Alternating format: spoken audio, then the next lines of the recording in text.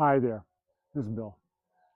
This is a little video for all the people who've been supporting me on GoFundMe and my friends and family and so on who may be curious about what I'm doing. It's been a while since I've communicated what's up with the van, but I'm happy to say that last week I took it out for its breakdown, shakedown run uh, to go camping and spend a little while and get used to it on the road and in a camping setup and how it all worked. And I gotta say it worked really, really well.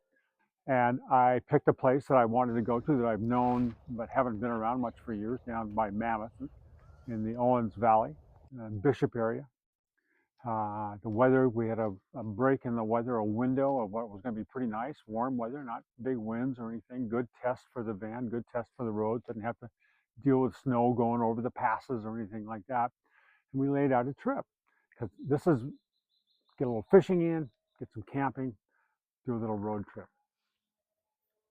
So the basic route was to go from here up through on Highway 20 up to Truckee, and then cut south to Lake Tahoe over Brockway Summit, and go around the north end of Lake Tahoe, go east over the Spooner Summit down to Carson City area in the Carson Valley, and then south on 395 from uh, Carson City south. We went down a lot of open country through Walker and Colville down towards Bridgeport.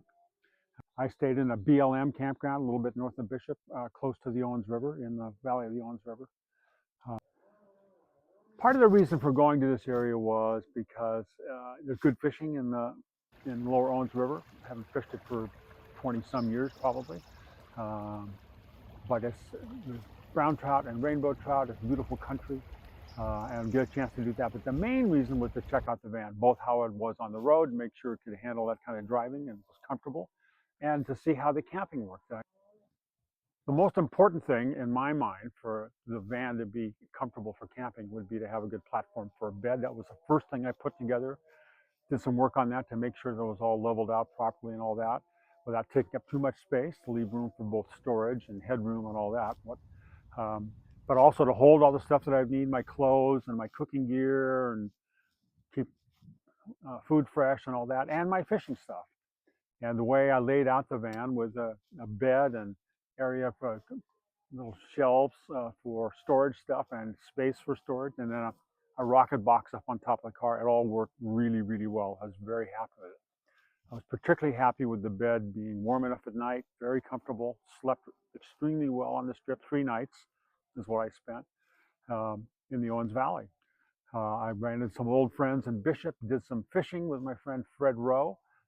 But I said, for me, overall, it was just to check out the van itself to make sure that this was going to be something that I would be comfortable with on the road and would give me the freedom to kind of move around.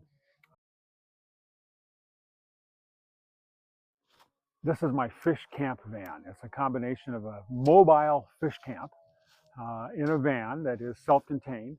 I can get up and moving very simply. An overnight camp doesn't require hours of setup or breakdown. It's pretty much immediate, and that's what I found this thing worked really well as. There's a few things that I have left to do to fix up the van and to get even more set up to do camping. At some point, I'd like to lift it a little bit just so it's a little better off highways and on Forest Service type roads. I'm not going to go four-wheeling in this. You know, it's not a snow machine at all. There's some cosmetic work to the outside, a little bit of body work stuff that I can do myself. I just have to get the parts. And then it's just keeping track of the engine, maintaining everything. It's got 230,000 miles on it, so it's not a young girl. I refer to that van as a she for whatever reason. Maybe because I pay more attention to women's voices than I do men's voices, perhaps.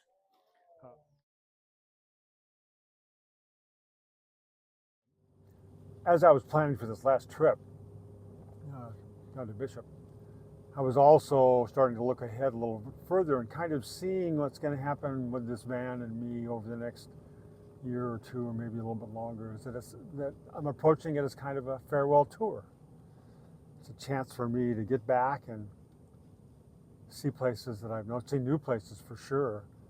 Maybe fish a few new waters, but um, there are a few places like that. But more and more, I'm thinking of it in terms of returning to those places that I've had have positive memories of, or good friends, or whatever, and saying hello, saying goodbye, because who knows how much longer we've got.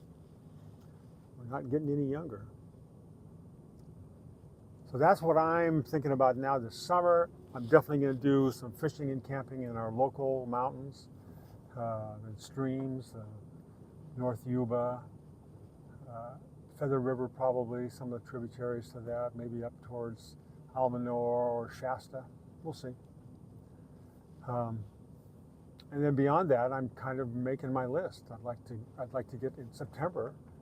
I'd like to get to Colorado and Bob's place to be a part of that family reunion here just across the road.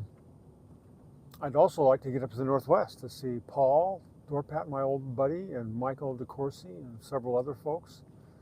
Kind of touch base, Paula Kirby probably, if I possibly can.